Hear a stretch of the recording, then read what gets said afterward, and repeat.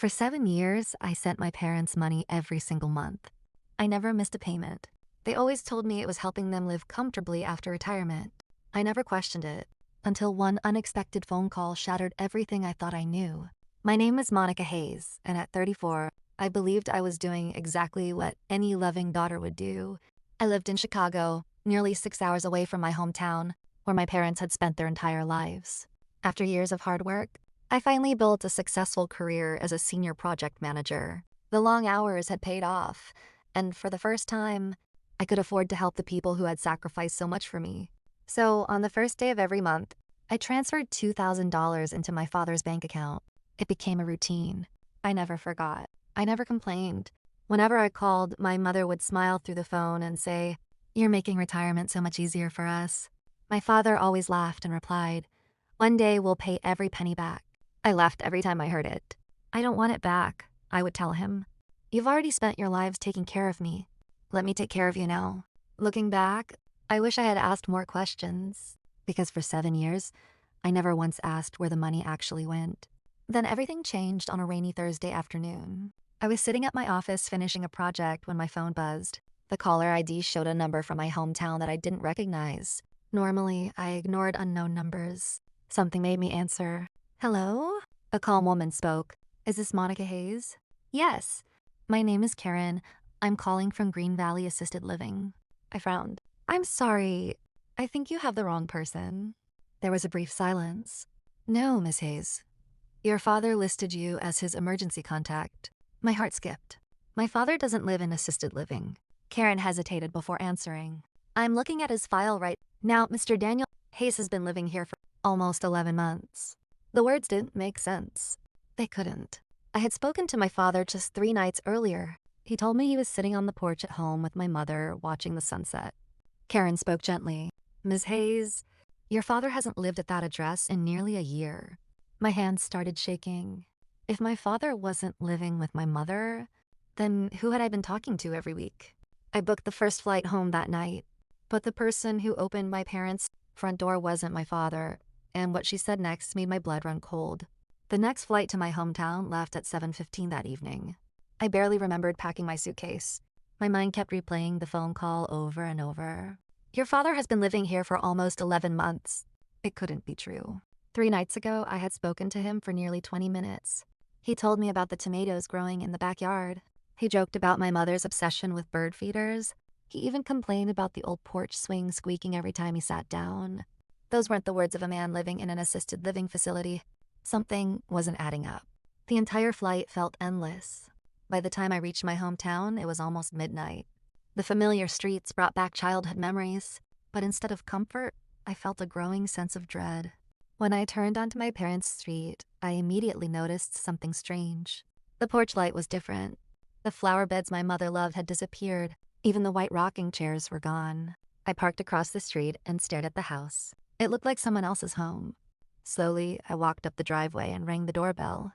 A few seconds later, the front door opened, but it wasn't my father. It wasn't even my mother. A woman in her early 40s stood there wearing pajamas, holding a coffee mug. She looked just as surprised to see me. "Can I help you?" she asked politely. I blinked. "I'm sorry. I think there's been a mistake." She frowned. "This is 418 Willow Lane, isn't it?" "Yes. My parents live here." Her expression changed. "I'm afraid they don't." I felt the ground disappear beneath me. "What do you mean they don't?" She stepped outside and quietly closed the door behind her. "My husband and I bought this house almost 10 months ago." I couldn't breathe. "No." She gave me a sympathetic look. "The realtor told us the previous owners moved because of health issues." I shook my head. "That's impossible. I send them money every month." Her eyes widened. "You, what, $2,000 every month?" She looked genuinely confused. "I don't know where your parents are," she said softly, "but they definitely haven't lived here for a long time." My knees felt weak. Everything I believed about the last year was falling apart. Then she hesitated before speaking again. "Wait." She disappeared inside the house. A minute later, she returned carrying a small cardboard box. "We found this in the attic after we moved in. The previous owners must have forgotten it." She handed it to me. Across the top, written in my mother's handwriting, were 3 words. "For Monica only." My heart pounded. I slowly lifted the lid. Inside were old family photographs, a bank statement, and a sealed envelope that had never been mailed. The envelope wasn't addressed to me. It was addressed to my father. When I opened the bank statement, I realized the account number wasn't my father's. Yet every monthly payment I had sent for the past 7 years had gone into it. I couldn't stop staring at the bank statement. The account number printed across the top wasn't my father's. I knew that because I still had the confirmation email from the very first transfer I had made 7 years ago. Every month, I simply repeated the same payment. I had never looked at the account again. Why would I? I trusted my parents. But now, nothing made sense. The woman who owned the house invited me inside while I gathered myself. "I'm sorry you're going through this," she said as she placed a glass of water in front of me. When we bought the house, the previous owners left in a hurry. There were only a few boxes in the attic. I nodded absentmindedly. My attention was fixed on the statement. The account holder's name had been blacked out with a thick marker. Someone had deliberately hidden it. I carefully picked up the unopened envelope addressed to my father. The seal had yellowed with age. Across the front, my mother's handwriting read, "Please read this before you sign anything." It had never been mailed. Why? I slipped the letter back into the envelope. Something told me I shouldn't open it yet. Instead, I looked through the stack of family photographs. Most were ordinary. Birthday parties, Christmas mornings, summer barbecues. Then one picture caught my attention. It had been taken only a year earlier. My parents were standing outside a brick building I had never seen before. Behind them was a sign, Green Valley Assisted Living. My heart skipped. Dad hadn't been lying about living there recently. He had already been there when the picture was taken. Then why had he told me he was still living at home? I flipped the photograph over. On the back, my father's handwriting made my stomach tighten. "I'm sorry, Monica.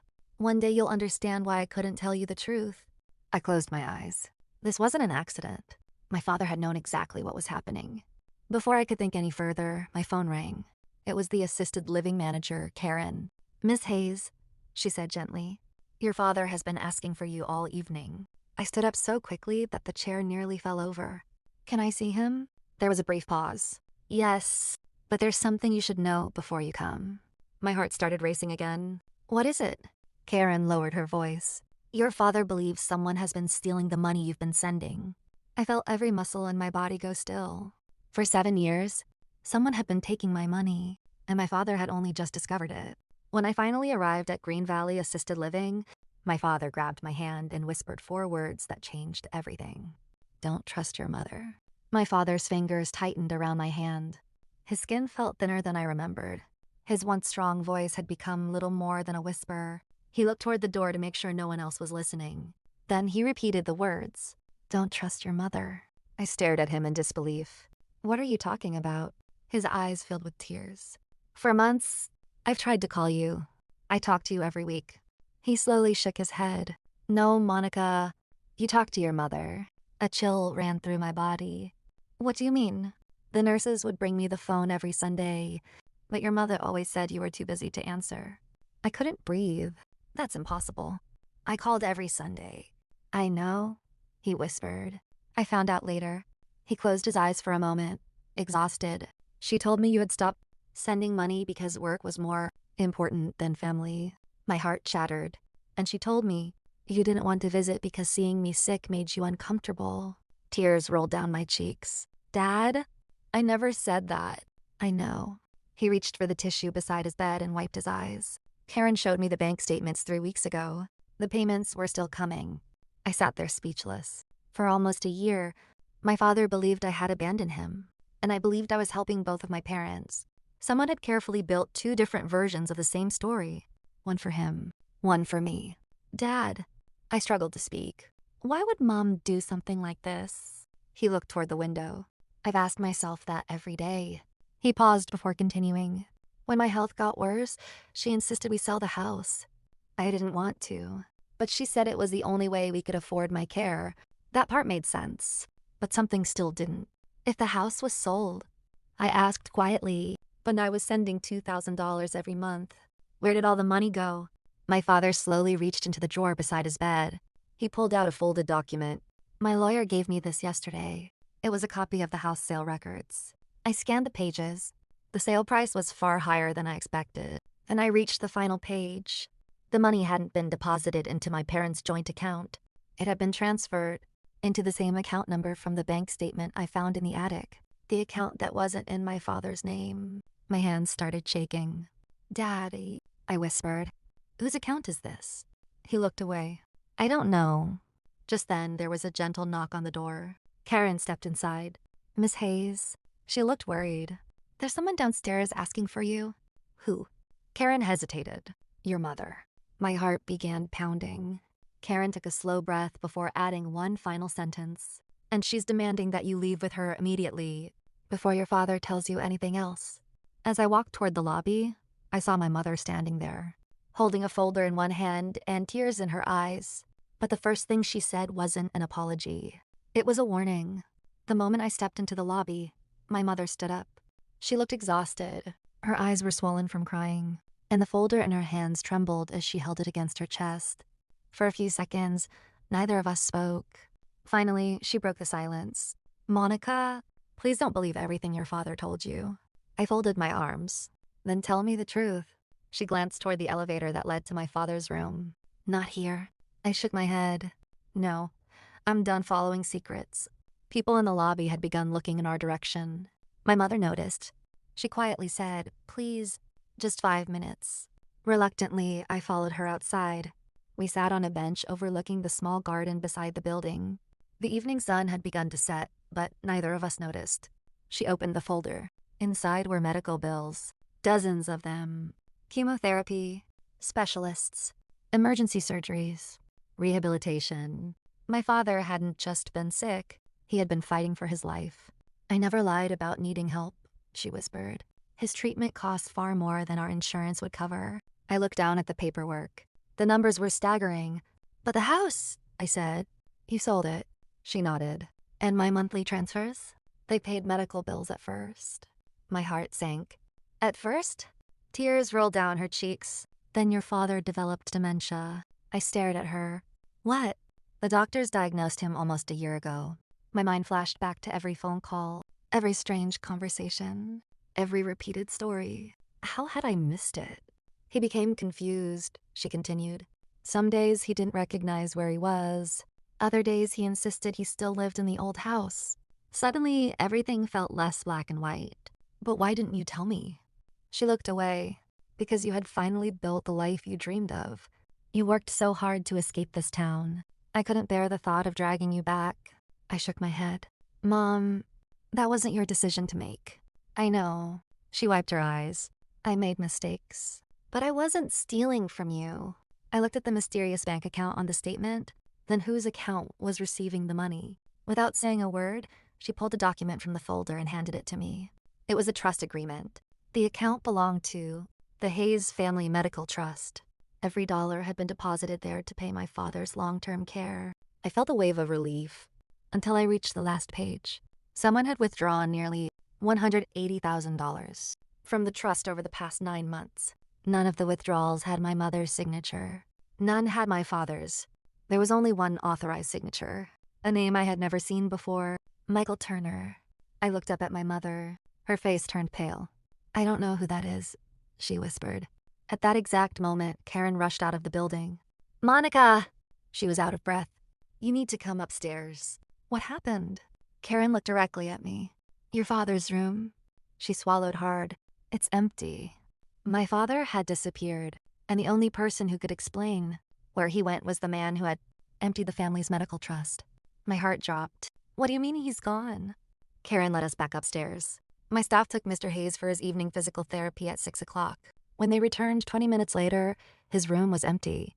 "Did anyone see him leave?" She nodded. "A man signed him out." My mother grabbed the nurse's arm. "Who?" Karen handed me a visitor log. There it was, Michael Turner, the same name that appeared on the trust account. My mother looked completely confused. "I've never heard that name before." Karen frowned. "He presented legal documents stating he had temporary authority to transport Mr. Hayes for a medical consultation. Those papers looked genuine." I immediately called the lawyer whose name appeared on the trust documents. After explaining everything, he became silent. Then he said something I wasn't expecting. "Monica, Michael Turner isn't related to your family." "So who is he?" "He worked for the financial company that managed your father's medical trust. My stomach tightened. Within an hour, the lawyer contacted the police and the bank. By the next morning, investigators had uncovered the truth. Michael Turner had spent months forging paperwork. He quietly transferred money from inactive medical trust accounts into shell accounts he controlled. My father's illness, to our sold home, even my monthly transfers. They had all made my parents perfect targets. The reason my father disappeared wasn't because he had been kidnapped. Michael had convinced him he was taking him to a specialist appointment. Because of my father's dementia, he trusted him. Thankfully, security cameras captured the entire trip. Police found my father sitting peacefully in the waiting room of a private clinic nearly 40 miles away. He genuinely believed he was there to see another doctor. When I finally hugged him, he smiled like a little kid. I knew you'd find me. I couldn't hold back my tears. Weeks later, Michael Turner was arrested and charged with multiple counts of fraud, identity theft, and financial exploitation of elderly clients. The bank recovered most of the stolen money. Not all of it, but enough to secure my father's care for years to come. The hardest conversation came afterward. My mother and I sat together outside the assisted living center. For the first time in months, there were no secrets. I'm sorry, she whispered. I thought I was protecting you. I took her hand, and I thought sending money was enough. Neither of us had realized how much distance had grown between us, not because we stopped loving each other, but because we stopped telling each other the truth. 6 months later, I accepted a transfer to a company office only 20 minutes from my parents. Every Sunday became family day again. Sometimes we laughed.